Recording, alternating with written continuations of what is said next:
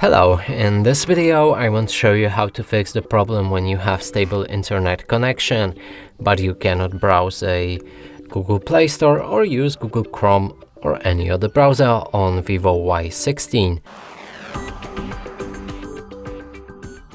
So first let's try downloading something from our Google Play Store. Here we have a Call of Duty, we can click on install, but the game won't download. It's in a pending mode and won't be changed.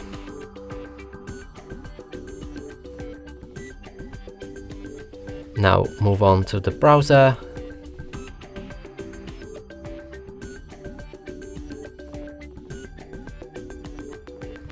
Open any website and there's a problem. And to fix this, we'll need to open up our settings.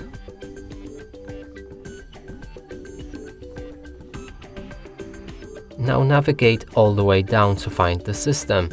In system, go to date and time and set it automatically. Like that, make sure to enable it. Go back to your Google Chrome and as you can see the browser works fine. We can also start downloading apps, so let's download the Call of Duty again.